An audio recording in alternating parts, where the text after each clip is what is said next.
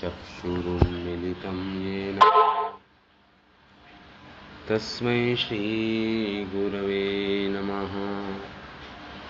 श्रीचैतन्यमनोभीष्टं स्थापितं येन भूतले स्वयं रूप कदा मह्यं ददाति स्वपदान्तिकं।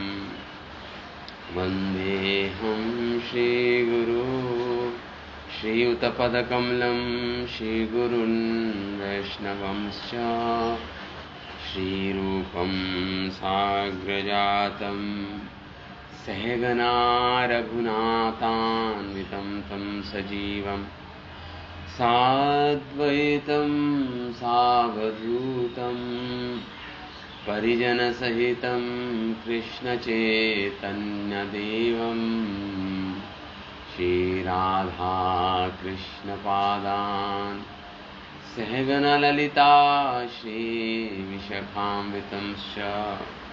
हे कृष्णा करुणा सिन्धु दीनबन्धु जगत्पते गोपीश गोपीककान्त राधाकान्त नमोऽस्तुते। तप्तकाञ्चन गौराङ्गी राधे वृन्दावनेश्वरी वृषभानुसुते देवी प्रणमामि हरिप्रिये। वाञ्छाकल्पतरुभ्यश्च कृपा सिन्धुभैव च पतितानं पावनेभ्यो वैष्णवेभ्यो नमो नमः। जय श्री कृष्ण चैतन्य प्रभु नित्यानंदा श्री अद्वैत गदाधर श्रीवासादि गौर भक्त वृंदा। हरे कृष्णा कृष्ण कृष्ण हरे हरे हरे राम राम राम हरे हरे। ओम नमो भगवते वासुदेवाय। ओम नमो भगवते वासुदेवाय। ओम नमो भगवते वासुदेवाय। नारायणं च नमस्कृत्यं नरं चैव नरोत्तमं देवीं सरस्वतीं व्यासं ततो जयमुदीरयेत्। नष्टप्रायेषु अभद्रेषु नित्यं भागवत सेवया भगवती उत्तमश्लोके भक्तिर्भवती नैष्टिकी। इदं भागवतं नाम पुराणं ब्रह्म संहितं उत्तमश्लोकचरितं चकार भगवन् ऋषि। ॐ सहना भवतु सहनं भुनक्तु सह वीरं करवावहे तेजस्विनावधीतमस्तु मा विद्विषावहि। ओम शांति शांति शांति। ओम पूर्णमदः पूर्णमिदं पूर्णात् पूर्णमुदच्यते पूर्णस्य पूर्णमादाय पूर्णमेवावशिष्यते। वसुदेवं सुतं देवं कंसचारूणमर्दनं देवकी परमानन्दं कृष्णं वन्दे जगद्गुरुं। कृष्णाय वासुदेवाय हरये परमात्मने प्रणतक्लेशनाशाय गोविन्दाय नमो नमः। So, reading from the 10th canto of Srimad Bhagavatam, अध्याय 33 रास नृत्य। तो इससे पहले वाले अध्याय में हमने सुना किस प्रकार भगवान गोपियों को रुदन। हाँ, हरे कृष्णा। हाँ हाँ, यस। तो गोपियों का रुदन सुनकर भगवान आद्रचित हो गए, द्रवित हो गया उनका हृदय, और भगवान पुनः प्रकट हो गए गोपियों के समक्ष। फिर गोपियों ने एक प्रहलिका, जिसे पहेली बोलते हैं हिंदी में, उसके रूप में एक प्रश्न पूछे भगवान से। भगवान ने उत्तर दिया उसका।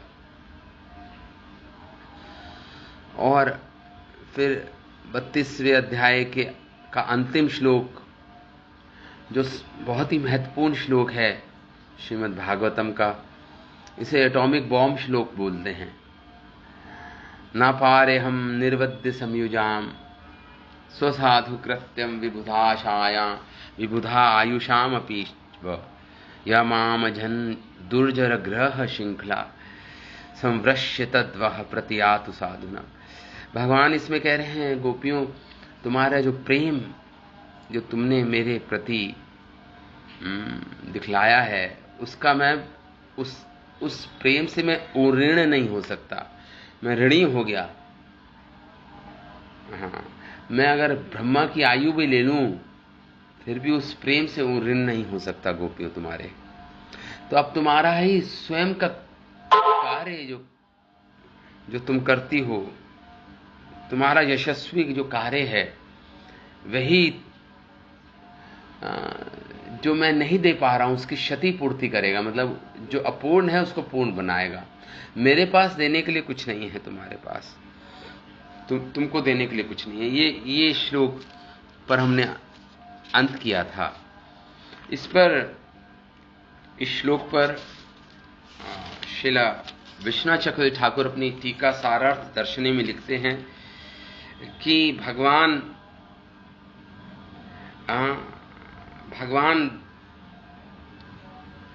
तो भगवान ने कहा, ना पा रहे हम कि अब तुम्हारा जो प्रेम है मेरे प्रति, जो तुमने समर्पण किया है, वो किसी स्वार्थ या किसी काम या किसी लोभ या क्योंकि धर्म है, ऐसा कहना, धर्म कहता है कि हमें भगवान को प्रेम करना चाहिए, केवल धर्म नहीं, केवल स्वार्थ नहीं, कोई काम नहीं, कोई लोभ नहीं। तुम्हारे प्रेम केवल ना कोई शास्त्रों का आदेश है इसलिए तुम मुझसे प्रेम करती हो, ऐसा नहीं है। भगवान कह रहे हैं स्वसाधु, तुम सब साधु हो, सेंटली हो गोपियों, इसलिए तुम्हारा जो कार्य है, जो सत्कार्य है, उसी में तुम्हें संतुष्ट रहना होगा, क्योंकि मेरे पास देने के लिए कुछ नहीं है। तुम्हें जो प्रेम तुमने दिखाया है मेरे प्रति, तुमने अपने दुर्जर गृह, तुमने अपने लौकिक धर्म को छोड़ा, अपना वैदिक धर्म को छोड़ा, अपने पुत्र परिजनों को छोड़ा, अपने बंधु बांधवों को छोड़ा मेरे लिए, इसलिए, और तुमने मेरे से प्रेम किया। तो भगवान कह रहे हैं कि यह यथा मां प्रपद्यन्ते ताम तथैव। हालांकि मैंने ये वचन दिया था गीता में कि जो जिस भाव से, जिस भाव से मेरे पास आता है, उसी भाव से मैं उसके अनुसार उसी मेजरमेंट से मैं उसको रेसिप्रोकेट करता हूं, प्रतिकार करता हूं उनके प्रेम का।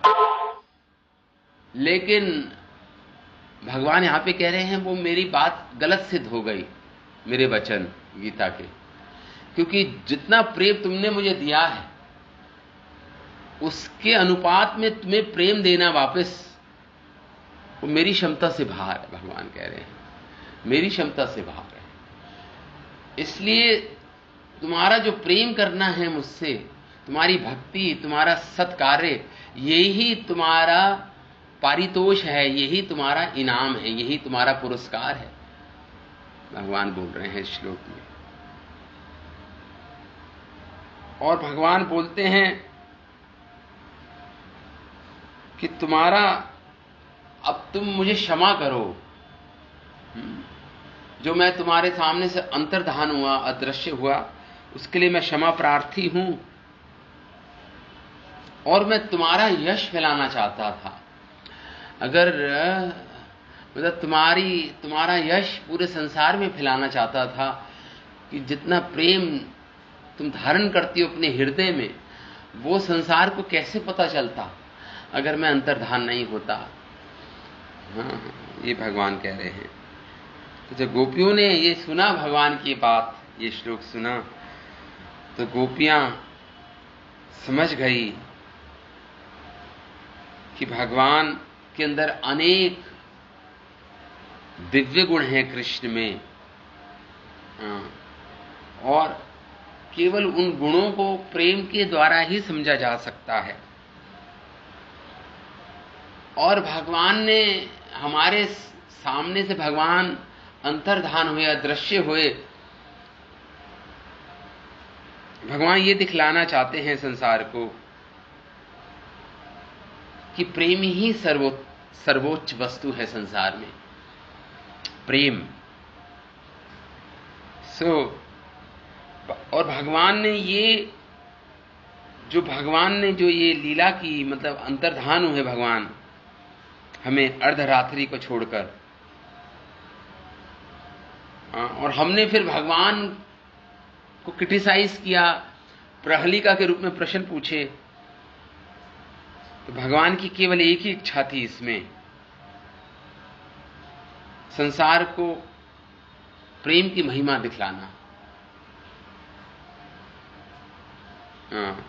ये गोपियां इस प्रकार सोचती हैं। तो गोपियां को भगवान ने बोला इस श्लोक में कि गोपियों, मैं तुमसे हार गया, मैं अपनी हार स्वीकार करता हूं गोपियों तुमसे। लेकिन गोपियों की इच्छा तो कुछ और थी। गोपियों की इच्छा थी कि हम भगवान से हारें। इस संसार में सभी लोग जीतना चाहते हैं, कोई हारना नहीं चाहता। लेकिन आध्यात्मिक जगत उल्टा है, वहां पे सब भगवान से, गोपियां भगवान से हारना चाहती हैं।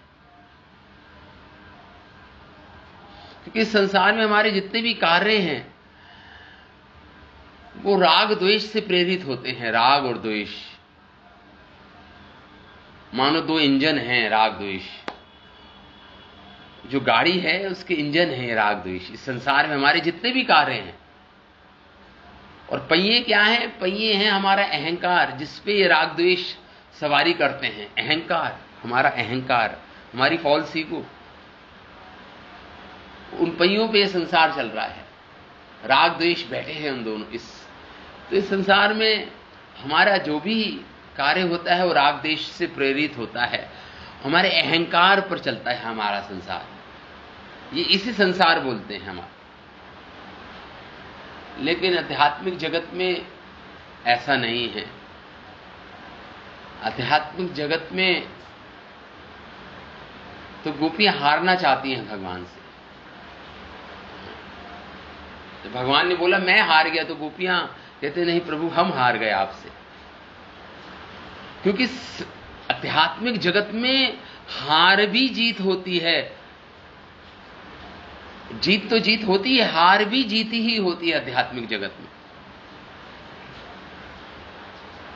और इस संसार में, भौतिक संसार में, जीत भी हार होती है। हार तो हार होती ही है। Even if you win, you lose. And if you lose in this world, भगवान के धाम में हार भी जीत होती है, जीत तो जीत होती ही है। ये भगवान का धाम है, ये भगवान की प्रेम राज्य है, यही गोपियों का संसार है। कृष्ण से हारना चाहती है, और कृष्ण अपनी हार स्वीकार कर रहे हैं गोपियों से। क्योंकि आध्यात्मिकता में हार भी आपकी जीत ही है। अगर आप हार भी गए आध्यात्मिक, इस भौतिक, इस भक्ति मार्ग में, तो भी वो आपकी जीत है। क्योंकि भगवान तो आपका प्रयास देख रहे हैं, वो भी आपकी जीत है। और अगर भौतिक संसार लिया जाए तो आप जो कहते हैं हम जीत गए, तो वो आपकी हार है बहुत बड़ी। आपकी हार तो हार है ही संसार में, आपकी जीत भी आपकी हार है। दोनों तरफ आप लूज ही करते हो, हारते ही हो। इस ये भौतिक संसार ऐसा है। और गोपियों का जो प्रेम है, इसमें अगर गोपियां हार गई है भगवान से, तो वो गोपियों की जीत है। यही गोपियां कह रही हैं, प्रभु हम आपसे हारना चाहते हैं। यही सार है इस अध्याय का जो हमने पढ़ा, यही सार है। तो ठीक है, आज हम रास क्रीड़ा, रासोत्सव, द रास डांस, अध्याय 33 chapter of Shrimad Bhagavatam, canto 10, उसको हम आज पठन करेंगे, समझेंगे हमारे आचार्य क्या बोल रहे हैं। तो पहला श्लोक, श्रीशुक उवाच इत्थं भगवतो गोप्या श्रुत्वा वाचा सुपेशलः जहुर्विरहजं तापं तत् अंग उपचिता आशीषः।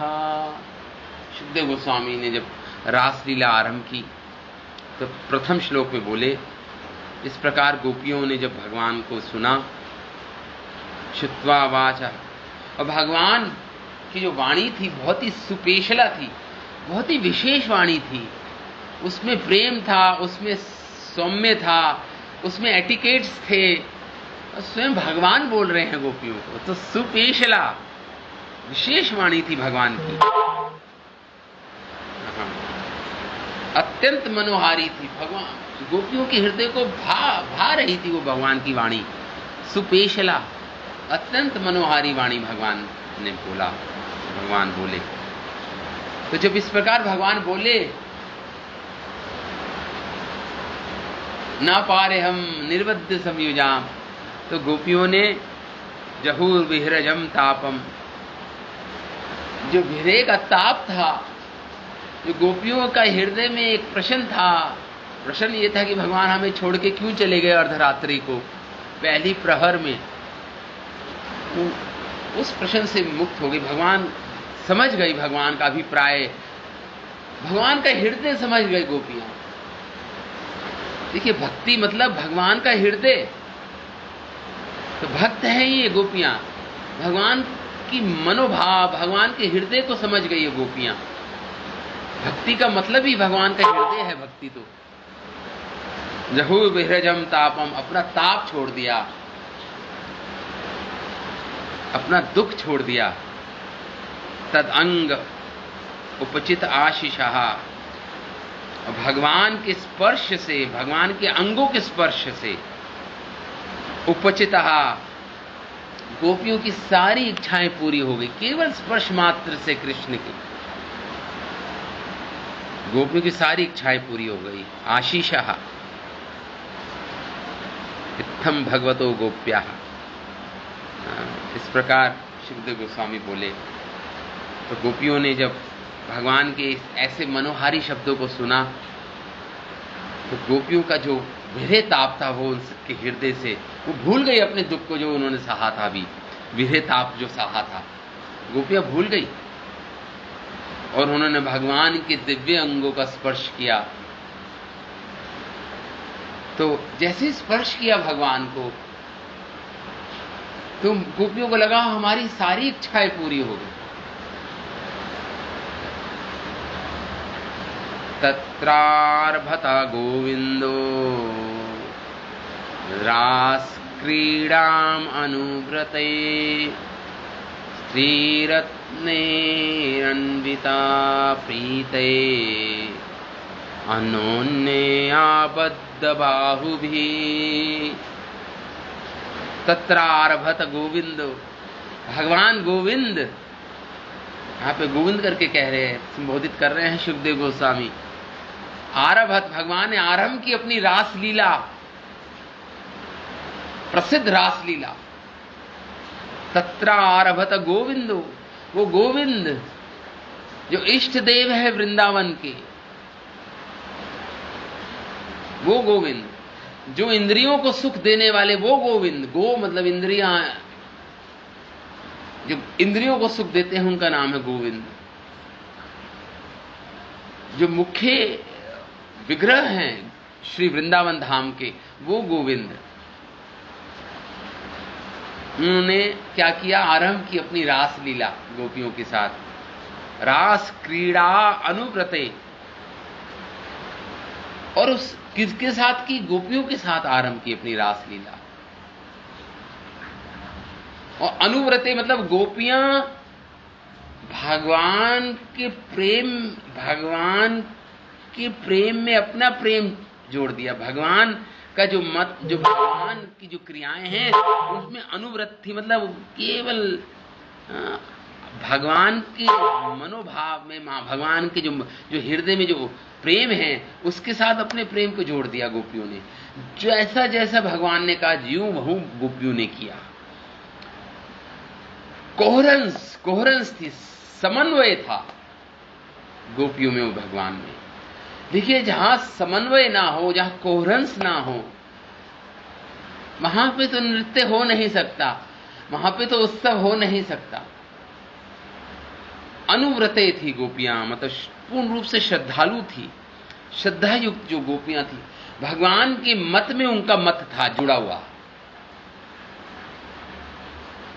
हाँ, इसलिए यहां पे बोल रहे रास क्रीड़ा अनुव्रते, अनुव्रत थी भगवान कृष्ण की चेष्टाओं में, भगवान की मनोभाव में, भगवान की मनोदशा में, भगवान की क्रियाओं में अपनी क्रिया जोड़ रही थी गोपियां। जैसे जैसे भगवान कह रहे थे कर रहे थे, गोपियां वैसा वैसा कर रही थी ये गोपियां। इसलिए बता रहे हैं यहां पे रास क्रीड़ा अनुव्रते। अब विशेषण बता रहे हैं इन गोपियों का, क्या? स्त्री रत्ने। सुखदेव गोस्वामी कह रहे हैं स्त्रियों में रत्न थी ये गोपियां, स्त्रियों में रत्न थी ये गोपियां। तो गोपियों स्त्री रत्न थी, क्यों? क्योंकि श्रद्धालु थी, प्रेम करती थी भगवान से। स्त्री रत्न करके पुकार रहे हैं यहाँ पे सुखदेव गोस्वामी इन गोपियों को। श्री रत्ने अन्वितः प्रीते, क्यों? भगवान से प्रीति थी इनको, संतुष्ट थी भगवान से, प्रीति थी इनको भगवान से।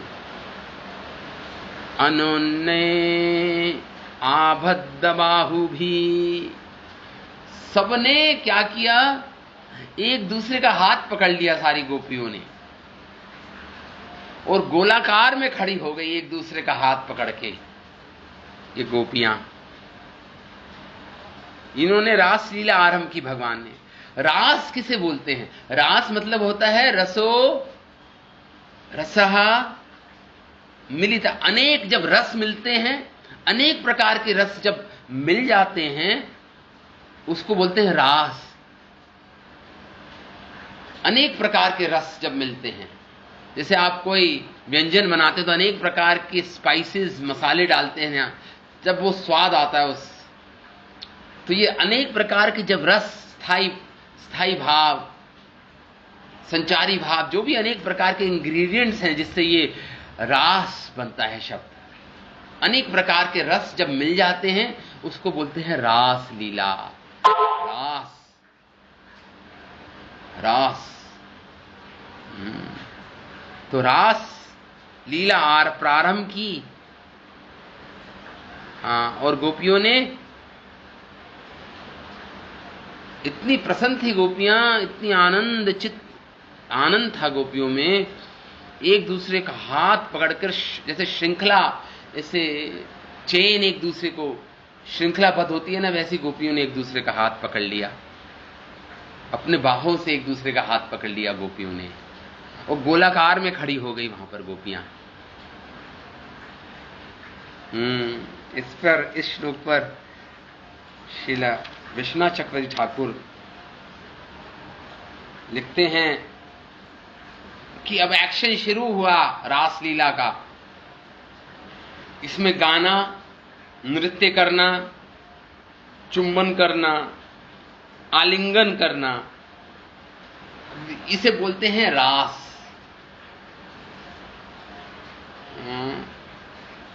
तो यहां पे रास क्रीड़ा आरंभ हुई, नृत्य आरंभ हुआ। आनंद पूर्वक गोपियों ने एक दूसरे का हाथ पकड़ा और भगवान भी गोपियों के साथ ऐसे लग रहे थे मानो कोई मरकट मणि हो। आभूषण में अगर आप मरकट मणि, नील मणि लगा दो तो और सुंदर हो जाता है वो, सोने का सोना और विभूषित हो जाता है। तो भगवान ऐसे लग रहे थे मानो नीलमणि के रूप में उन गोपियों के बीच में थे भगवान। अब तीसरे श्लोक में बोलते हैं, रासोत्सवा संप्रवतो गोपी मंडल मंडितः योगेश्वरेण कृष्णेन तासां मध्ये द्वयोदयो। अब रहा रास उत्सव आरंभ हुआ। रास उत्सव, उत्सव मतलब बता रहे हैं यहां पे, उत्सव मतलब जब बहुत आनंदित होते हैं, हम उत्सव मनाते हैं ना, तो रास उत्सव आरंभ हुआ। गोपियों ने festival, it was a time of festival. उत्सव मतलब फेस्टिवल, रासोत्सव। क्यों? क्योंकि इसमें उत्सव में क्या करते हैं, गाते हैं हम, नाचते हैं हम, मैरी मेकिंग करते हैं। वंडरफुल लॉर्ड, भगवान सुंदर, जैसे चातक पक्षी होते हैं ना, चातक पक्षी, चातक पक्षी केवल जो वर्षा का पानी है वही पिएगा, चाहे कितना ही प्यासा मर जाए। जो चातक पक्षी की तरह गोपियां अपने प्रियतम कृष्ण को निहार रही हैं, उनके साथ नृत्य करेंगी, उनके साथ प्रेम करेंगी, उनके साथ गाएंगी और कृष्ण भी गाएंगे। सारी गोपियों ने नुपुर पहन रखे हैं सुंदर। नृत्य आरंभ होगा। और इसमें लिखा है सम्यक। जो पूरा उत्सव था, इतना सुंदर तरीके से रचना हुई थी पूरे उत्सव की, इस रासोत्सव की। जब भगवान ने प्रवेश किया तो भगवान दो गोपियों के बीच में थे, हर दो गोपी के बीच में थे। दोनों सारी गोपियां गोलाकार रूप में थी। गोपी मंडल मंडिता, हर दो गोपियों के बीच में कृष्ण। और इस गोलाकार में बीच में भगवान कृष्ण राधा रानी के साथ खड़े थे। आपने देखा होगा कई मंदिरों में ये पिक्चर। तो हमारे आचार्य कहते हैं भगवान फायर बैंड मतलब इतनी तेजी से नृत्य कर रहे थे। कितनी गोपियां थी? 3 बिलियन गोपीज थी, 300 मिलियन गोपीज थी वहां पर। और भगवान एक साथ सबके साथ थे। दो गोपियों के बीच में कृष्ण, हर दो गोपी के बीच में कृष्ण थे। हमारे आचार्यगण कहते हैं भगवान इतनी तेजी से नृत्य कर रहे थे कि हर गोपी के बीच में भी कृष्ण थे। और फिर बीच से फिर मध्य में, बीच में उस गोलाकार मंडल में बीच में मध्य में राधा रानी के साथ भी थे। इतनी तेजी से कृष्ण नृत्य कर रहे थे वहां पर, आप सोच सकते हैं। अगर मान लो किसी को ये बात नहीं समझ आए तो विश्वनाथ चक्रवर्ती ठाकुर कहते हैं भगवान ने अपना प्रकाश विस्तार कर लिया अनेक कृष्णों में। और फिर पैटर्न कुछ ऐसा था, 2 प्रकार के पैटर्न थे वहां पर। 2 गोपियों के बीच में एक कृष्ण, यार एक गोपी फिर कृष्ण, एक गोपी फिर कृष्ण, फिर गोपी फिर कृष्ण, ऐसा पैटर्न बन गया था। और हर गोपी को लग रहा था कि कृष्ण केवल मेरे साथ ही हैं। ये इसलिए यहां पे श्लोक में आया योगेश्वरेन कृष्णेना, ये भगवान की योग माया शक्ति से संभव हो पाया। अच्छा, यहां पे एक बहुत ही इंटरेस्टिंग बात आ रही है श्लोक में। ऐसा लग रहा है भगवान रासोत्सव के इंस्ट्रूमेंट है। भगवान रास नहीं कर रहे, भगवान केवल इंस्ट्रूमेंट है उस रासोत्सव के। मतलब रासोत्सव प्राइमरी हो गया, भगवान सेकेंडरी हो गए। भगवान उस रासोत्सव के इंस्ट्रूमेंट बन गए, एक कड़ी बन गई बस। भगवान रासोत्सव मुख्य था, भगवान तो केवल एक इंस्ट्रूमेंट थे उस रासोत्सव में। यहां पे यही बोल रहे हैं विश्वनाथ चक्रवर्ती ठाकुर। ये समझना इंपॉर्टेंट है कि भगवान को ऐसा नहीं समझना चाहिए कि भगवान ने आरंभ की ये रास क्रीड़ा, ऐसा नहीं समझना। भगवान इसमें करता नहीं थे, इस रासोत्सव में भगवान करता नहीं थे। He was not the doer. ये रास लीला डूअर थी, ये रास लीला करता थी, ये रासोत्सव करता था। ये इसको प्राइमरी पोजीशन में रखना पड़ेगा आपको। भगवान तो केवल एक इंस्ट्रूमेंट है इस रास क्रीड़ा में, इस बात को समझना है। तो भगवान इस रास लीला के इंग्रेडिएंट थे, इस फेस्टिवल के, रासोत्सव।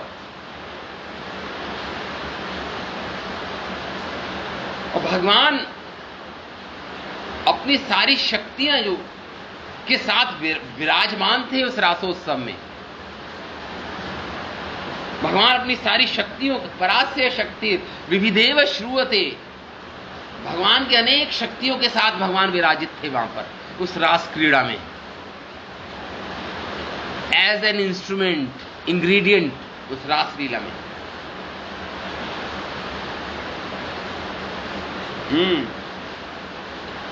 Therefore, इसलिए बड़े बड़े, इसलिए तो स्वयं लक्ष्मी आई कि मुझे भी रास लीला में प्रवेश चाहिए, लेकिन उनको अनुमति नहीं मिली।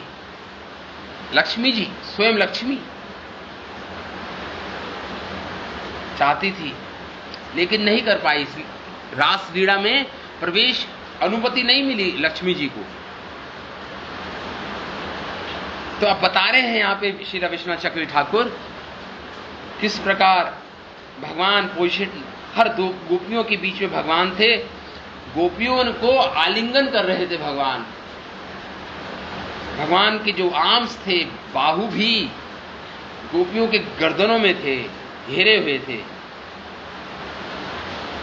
तो यहां पे बोल रहे मध्ये मानिनम हेमानम महामर्कटसात यथा। महामर्कट, महानीलमणि के रूप में भगवान विराजित थे। जैसे आभूषणों में नीलमणि लगा दो तो और विभूषित हो जाते हैं आभूषण, और तेजस्वी बन जाते हैं, और उज्जवल हो जाते हैं। उसी प्रकार भगवान ऐसे दिख रहे थे वहां पर उस रास लीला में।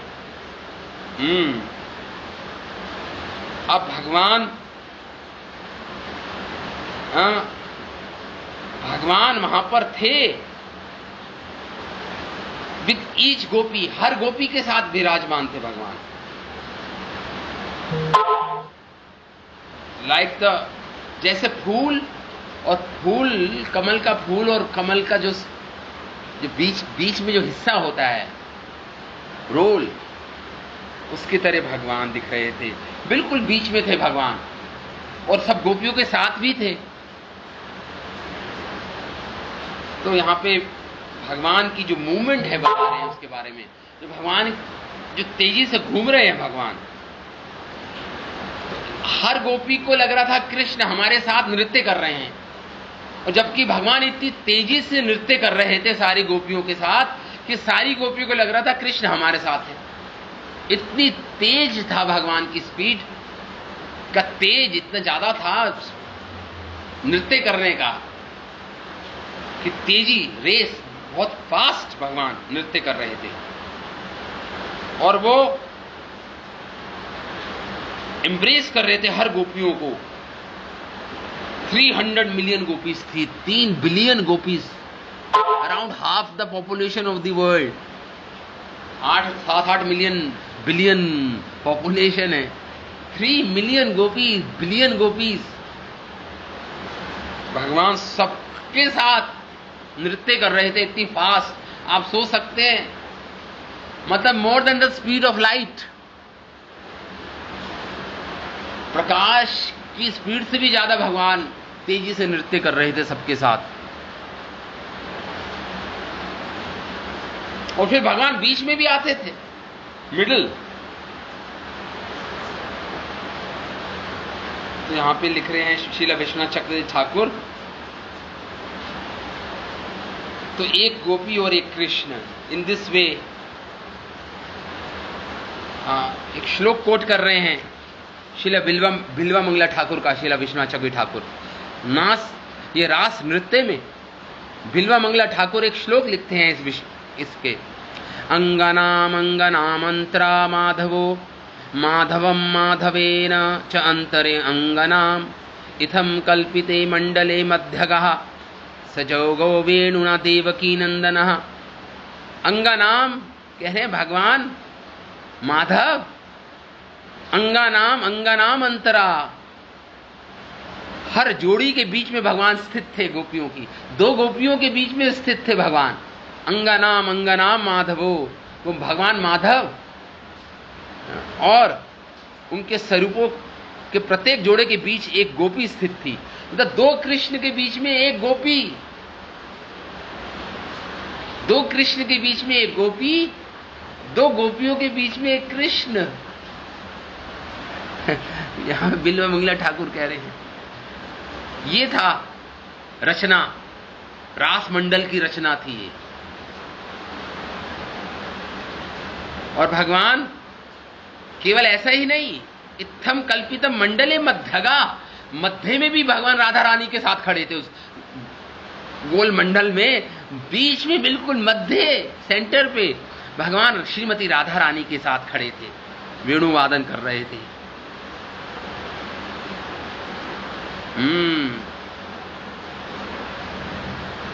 और आगे बता रहे हैं इसी श्लोक में, प्रविष्टेन गृहीतानां कंठे सुनिकटम स्त्रिया। भगवान ने ग्रहण किया सबके कंठों पर अपनी बाहें भगवान ने डाली। यम मन्ने नभस्तावत विमानाशत संकुलम। अरे बड़े बड़े देवी देवता आकाश में भीड़ हो गई, सब अपनी विमान में बैठकर सब आए। सदारा दिवौकसाम सदाराणाम उत्सुक्याम प्रथात्मनाम। सब अपने अपनी पत्नियों के साथ आए, सारी देवी देवता विमान पर बैठकर, और ये रास लीला का दृश्य देख रहे हैं। लेकिन जब ये रास लीला देख रहे हैं तो देवता केवल कृष्ण का नृत्य देख पा रहे हैं, गोपियों को नहीं देख पा रहे हैं।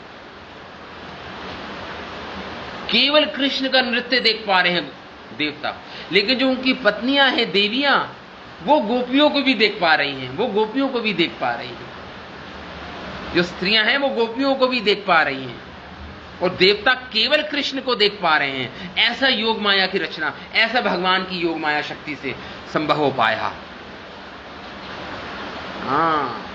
सामान्य नमस्तावत। भगवान ने इस प्रकार अपना विस्तार भी कह सकते हैं, भगवान ने अपना विस्तार किया और गोपियों के प्रत्येक जोड़े के बीच में भगवान प्रविष्ट हो गए। कौन? योगेश्वर, क्योंकि योगेश्वर है वो। यहां पे श्लोक में आता है योगेश्वरेण कृष्णेन। योगियों के भी ईश्वर हैं, योगेश्वर हैं भाई कृष्ण। तो उनके लिए संभव था। और ज्यों ही योगेश्वर ने अपनी भुजाओं को गोपियों के गर्दनों में रखा, तो प्रत्येक जो गोपी है वो सोच रही थी कृष्ण मेरे पास खड़े हैं। और इस उत्सव को देखने सैकड़ों देवी देवता संकुलम, मतलब भीड़ लग गई आकाश में, ट्रैफिक जैम हो गया आकाश में, भीड़ लग गई कृष्ण को देखने, ये रासोत्सव को देखने। दिव्य ओकसाम, जो निवासी थे वहां के स्वर्गलोक के, और भी ब्रह्मा जी आए, भगवान शिव आए, नारद मुनि सब वहां पे थे। ओकसाम सदाराणाम, अपने अपनी पत्नियों के साथ। औत्सुक्या अपरहत आत्मनाम, बड़ा ही उत्सुकता थी सबको देखने के लिए भगवान की लीला। रासोत्सव देखने के सारे देवी देवताओं को इच्छा थी, उत्सुकता थी, उत्सुकता पूर्वक सब आए। अपरहत, उनका मन मानो भगवान की ओर पूर्ण रूप से भगवान ने अपहरण कर लिया हो, मानो उनका मन, इतनी उत्सुकता थी उनको भगवान का रासोत्सव देखने की।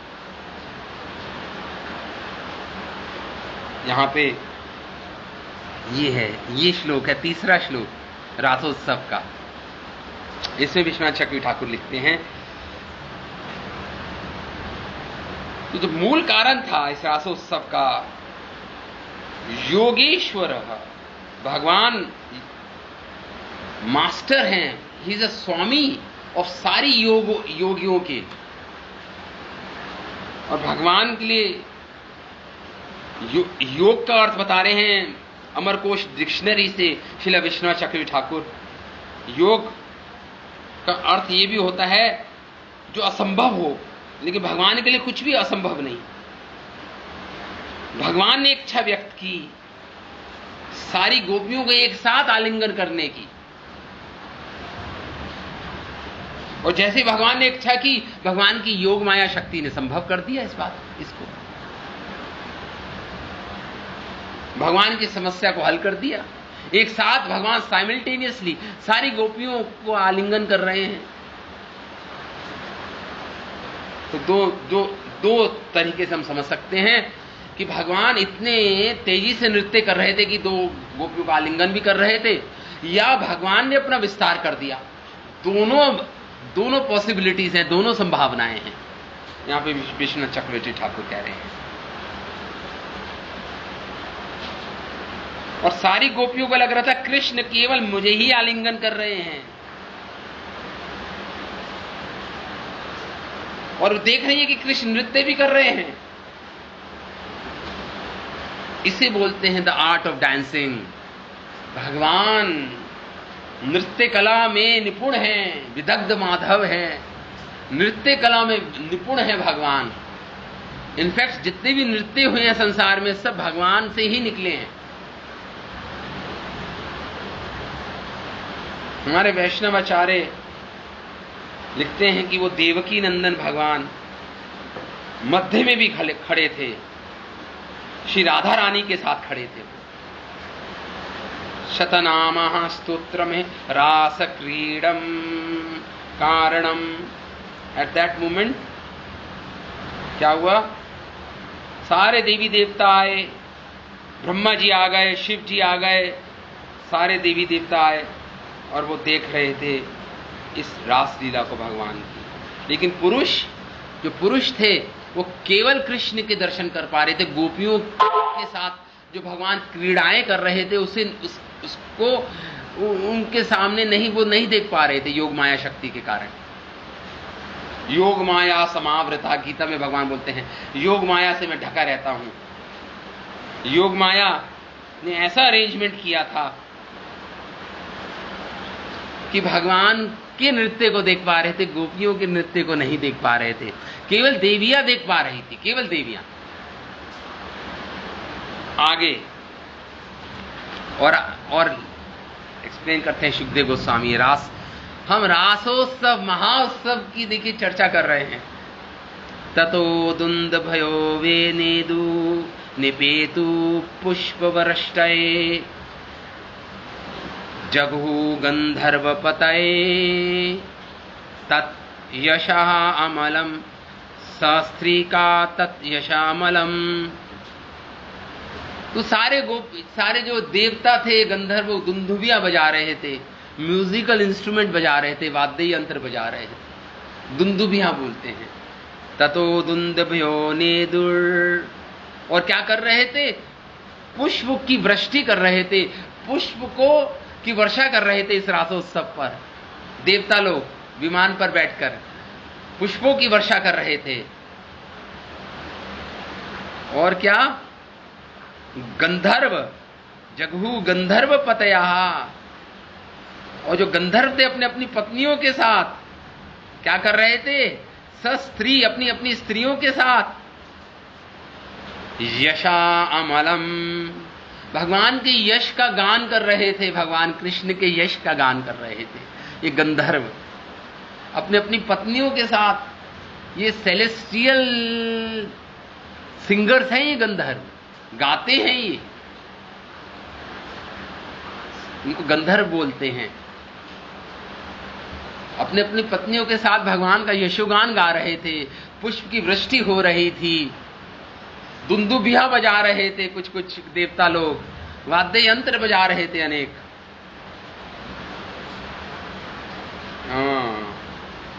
इस पर विश्वनाथ चक्रवर्ती ठाकुर लिखते हैं। आगे आगे आगे बढ़ते हैं। वलायानाम नुपुराणाम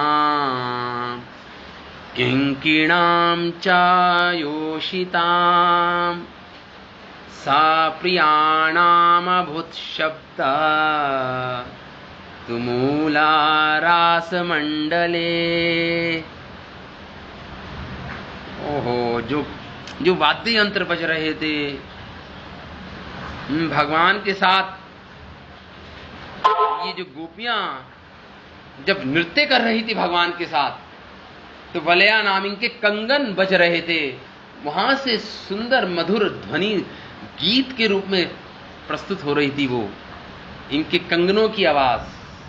वलयानाम नुपुराणाम, वो जो नुपुर पहन रखे थे गोपियों ने, भगवान कृष्ण ने, वो झनझन करके जो वाद्य यंत्र बज रहे थे उसके साथ बिल्कुल राग और ताल के साथ वहां पे रास लीला हो रही थी, रासोत्सव हो रहा था। भगवान कृष्ण क्या करने लगे? नृत्य करने लगे इन गोपियों के साथ। उनकी कंगन पायल और करधनी, किंकिणा नाम, किंकिणा उनकी करधनी जो कमर में बांधती हैं गोपियां, उनके साथ घुंघरुओं के साथ वहां पे उस रास मंडल में तुमुल मतलब होता है बहुत जोर से शब्द तुमुल, शब्द ध्वनि प्रकट हो रही थी, बिल्कुल राग और ताल के साथ। बिल्कुल इतना सुंदर दृश्य था वो। यहां पे श्रीला विश्वनाथ चक्रवर्ती ठाकुर लिखते हैं कि गोपियों के कंगन, उनके नुपुर, उनकी करधनी, भगवान जो शब्द वहां से उच्चारित हो रहा था, शब्द निकल रहा था, वो म्यूजिकल इंस्ट्रूमेंट जो वाद्य यंत्र थे उनके साथ बिल्कुल तालमेल था उनका। लेकिन ये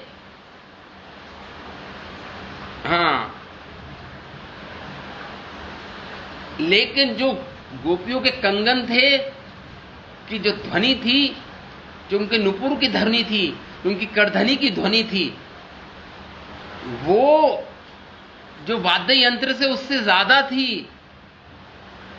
वो प्राइमरी थी, मुख्य वो ही थी जहां से ध्वनि निकल रही थी। वाद्य यंत्र सेकेंडरी थे, मतलब गौण थे केवल। अब भगवान सबों के बीच में आ गए। तत्राति शुभे ताभिर भगवान देवी की सुताः मध्ये मणि संसार दावार ललिरलो महामर्कटो यथा। तो भगवान जो नृत्य कर रही थी गोपियां, भगवान उनके मध्य में उनके बीच में कभी आते, अत्यंत भगवान कैसे लग रहे थे? वो देवकी सुत को बोला यहां पे। माता यशोदा का नाम, क्योंकि देवकी माता यशोदा का दूसरा नाम है। माता यशोदा के दो नाम हैं, यशोदा और देवकी। ये आदि पुराण में इस प्रकार वर्णन है। एक मिनट। हरे कृष्णा, हरे कृष्णा। ठीक है, बात भी आ रही है, फोटो भी आ रही है। अच्छा, सॉरी, वो एक्चुअली फोन आ रहे हैं। तो बहुत सुंदर यहाँ पे लिख रहे हैं, माता यशोदा का नाम आदि पुराण में लिखा गया है, हे नामनी नंद भार्या यशोदा देवकी इति च। आदि पुराण में लिखा है कि नंद बाबा की पत्नियों के दो नाम है, यशोदा और देवकी। तो यहां पर देवकी सुता करके पुकार रहे हैं सुखदेव गोस्वामी भगवान को। भगवान देवकी सुता, भगवान जो षड ऐश्वर्य पूर्ण है, अनंत बल, अनंत सौंदर्य, अनंत ऐश्वर्य भगवान के पास है, भगवान का बल है, वो भगवान षड ऐश्वर्य पूर्ण भगवान। क्योंकि क्षत्रिय कुल के भी हैं ना, ये क्षत्रिय कुल के हैं, इवन दो भगवान हैं, इसलिए भगवान उन गोपियों के बीच में बहुत ही सुंदर लग रहे थे। जिस प्रकार महामर्कट मणि लगती है, नीलमणि, दो कृष्णा और भगवान का जो सुंदर नीला प्रकाश है भगवान के शरीर से निकल रहा था, और इन गोपियों के शरीर से गोल्डन, स्वर्णिम तप्त कांचन गौरांगी, पिघले सोने का जो चमक होती है वो निकल रही थी, और वो नीले चमक से भगवान को मिल रहा था वो। तो बहुत ही सुंदर वहां पे वातावरण बन गया था। महाशब्द यहां पे आया, महामर्कट, मध्य यहां पे इस श्लोक में आया है, कह रहे हैं यहां पर महामर्कतो यथा। महा मतलब ज्यादा, बहुत इंटेंस नील प्रकाश भगवान से वो निकल रहा था, भगवान के दिव्य शरीर से। महामर्कटा का मतलब बता रहे हैं, भगवान एमरल्ड की तरह लग रहे थे। एमरल्ड होता है लाइक ए सफायर, एमरल्ड, इतने सुंदर लग रहे थे भगवान। ये सब एक्सप्लेन कर रहे हैं यहां पे, यहां पे और आगे बोल रहे हैं। अब जो क्रियाएं चल रही हैं, अब महारास शुरू हो गया है। अब भगवान क्या क्या कर रहे हैं गोपियों के साथ, गोपियां क्या क्या कर रही हैं, उसका व्याख्यान शुरू हो गई। पादन्यास भुजवि विधूतिभि संस्मृतेर विभु विलासैर भज्य मध्ये छल कुचपटे कुंडले गंडलोलये स्वित मुख्ये कवरस्नाद ग्रंथहे कृष्ण बद्वहो। यहाँ पे सब अब एक्सप्लेन कर रहे हैं ये एक्चुअली, कि जब भगवान गोपियों के साथ क्या कर रहे थे। एक मिनट, हरे कृष्णा। मैं क्लास दे रहा हूं, मैं बाद में बात करता हूं तुमसे 5 मिनट में। हरे कृष्णा। ओ कृष्णा।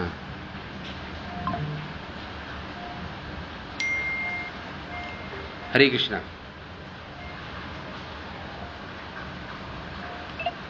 हरे कृष्णा। हरे कृष्णा। हाँ, ओके। तो अब एक्सप्लेन कर रहे हैं कि जब गोपियों ने भगवान की प्रशंसा का गीत गाया तो उनके पांवों ने नृत्य किया, उनके हाथों से इशारे किए और उनकी भौहों हंसी से युक्त होकर मटकने लगी। डांस आपने देखा होगा, आज भी जो क्लासिकल डांस होता है उसमें अपनी भौहों हिलाते हैं, अपने हाथ, अपने पैर, उसको सिंक्रोनाइज करते हैं। तो आपने देखा होगा क्लासिकल डांस ऐसे होते हैं। भरतनाट्यम देखो आप, अपनी भौहों हिलाते हैं, कुचिपुड़ी, जो भी डांसेस हैं। भगवान, ये गोपियां ऐसे ही कर रही थी, नृत्य कर रही थी, अपनी भौहें हिला रही थी, अपनी हाथों की जो इनकी भंगिमाएं थी, सुंदर नृत्य कर रही थी और हंस रही, युक्त मटका रही थी अपनी भौहें। इनकी जो वेणी थी, जो इनकी चोटी थी गोपियों की, केश, और जो उनकी कमर में जो इनकी गांठ लगी थी, कमर की जो पट्टियां थी वो मजबूत जो बंधी थी, वो लचक रही थी, इनके केश खुल गए थे, इनकी गांठें लचक, मुखों पर पसीने की बूंद छलक रही थी गोपियों की, और इनके कपड़े इधर उधर हो रहे थे गोपियों के, लहरा रहे थे गोपियों के कपड़े। और इनके कानों में जो बालियां थी, देखिए ये सब एक्सप्लेन कर रहे हैं सब। कुंडल गंडलोलय, जो उनके कुंडल थे वो उनके गालों पे क्या कर रहे थे, हिल डुल रहे थे। तो ऐसा लग रहा था गायंती तड़िड़ तड़िड़, मतलब जैसे बिजली बादलों में क्रोंदती है। तो भगवान मानो बादल हो, ऐसी तरुणियां, प्रियाएं बादलों के समूह में जैसे बिजली चमकती है, क्रोंदती है, उसी प्रकार ये गोपियां चमक रही थी कृष्ण रूपी मेघ घनश्याम के अंदर, घनश्याम के अंदर। बहुत सुंदर, कितना सुंदर वर्णन कर रहे हैं सुखदेव गोस्वामी। क्योंकि सुखदेव गोस्वामी का भाव गोपी भाव है, वो एक एक बात को समझा रहे हैं, एक्सप्लेन कर रहे हैं गोपियां इन श्लोकों के माध्यम से। तो यहां पे विश्वनाथ चक्रवर्ती ठाकुर इसमें लिखते हैं कि भगवान ऐसे लग रहे थे मानो उनके संग में भगवान और सुंदर लग रहे थे गोपियों के संग में। देखिए भगवान अकेले तो सुंदर है ही, लेकिन जब गोपियों के संग में होते हैं, अपने भक्तों के संग में होते हैं, तो भगवान और सुंदर, अधिक सुंदर हो जाते हैं। अब 4 मोमेंट्स बता रहे हैं यहां पे गोपियों की, उनका भाव, उनकी रिदम, उनकी ताल, उनकी rhythm. In this way the gopis dance, नृत्य कर रही हैं, गा रही हैं, भुजभ वदुध भी, और उनकी भुजाओं से कृष्ण का आलिंगन कर रही हैं,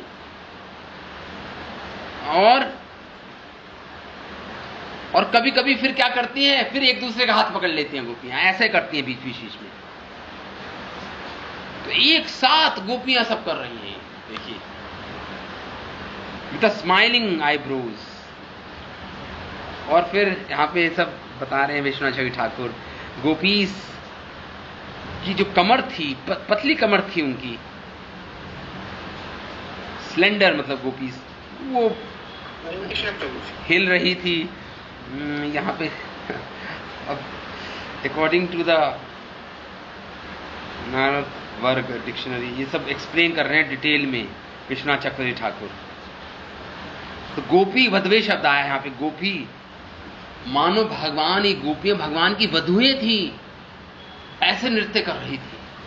कृष्ण वधवे शब्द आया है, ये कृष्ण वधवे, वो कृष्ण की वधुएं थी, इस प्रकार भगवान के साथ नृत्य, आलिंगन और गीत गा रही थी। ये गोपी देखिए भीष्म पितामह की अगर आप पहले स्कंद में भीष्म पितामह की प्रार्थनाएं पढ़ेंगे तो पहले तो भगवान को संबोधित करते हैं, अर्जुन विजय रथे, अर्जुन के रथ पर भगवान बैठे हैं, उसका स्मरण कर रहे हैं भीष्म पितामह अंतिम समय में, उसका स्मरण कर रहे हैं। विजय रथे, भगवान सारथी के रूप में बैठे हैं, क्योंकि भगवान के साथ वीर रस में थे भीष्म पितामह, तो उसका स्मरण कर रहे हैं। लेकिन अंतिम श्लोक जो है मृत्यु से पहले भीष्म पितामह का, गोपी वधवे उन्होंने शब्द प्रयोग मिलाए, गोपी वधवे, ये गोपियों के साथ जब भगवान उसका स्मरण कर रहे हैं अब भीष्म पितामह, गोपियों के साथ, गोपी वधवे शब्द वहां पे भी आया है, पहले स्कंद में भीष्म पितामह की स्तुति में आया है, और यहां पे वही शब्द वापस आया है, वधवे, कृष्ण वधवो, कृष्ण की वधुओं की तरह थी, कृष्ण की कांताओं के रूप में ये इस प्रकार गोपियां नृत्य रास कर रही थी, भगवान का आलिंगन कर रही थी। तो ठीक है, आज हम यही विराम देते हैं, अभी के लिए इतना ही बहुत है। इस रासलीला को अभी और आगे बढ़ेगी, ये रासलीला बहुत डिटेल में एक्सप्लेन करेंगे रासलीला को सुखदेव गोस्वामी। और इस रासलीला के बाद परीक्षित महाराज एक प्रश्न पूछ लेंगे सुखदेव गोस्वामी से, वो भी बहुत इंटरेस्टिंग प्रश्न होगा। लेकिन उससे पहले हम रासलीला में ही अभी यहीं पे रहते हैं, अभी इस रासलीला का ही आनंद उठाते हैं हम भी। भगवान 3 बिलियन गोपीज के साथ, 300 मिलियन गोपीज के साथ रास क्रीड़ा कर रहे हैं, सुंदर महोत्सव मन रहा है वहां पर। तो ठीक है, अभी विराम देते हैं, कल पुनः इस रासलीला के साथ उपस्थित होंगे। आगे क्या क्या होगा इस रासलीला में, इसको हम सुनेंगे, पठन करेंगे विश्वनाथ चक्रवर्ती ठाकुर जी की टीका के सहित सारा दर्शनी के साथ। श्रीमद् भागवतम महापुराण की जय, श्रील वेदव्यास मुनि की जय, सुखदेव गोस्वामी महाराज की जय, श्रील प्रभुपाद की जय, निताय गौर प्रेमानंदे, हरि हरि बोल।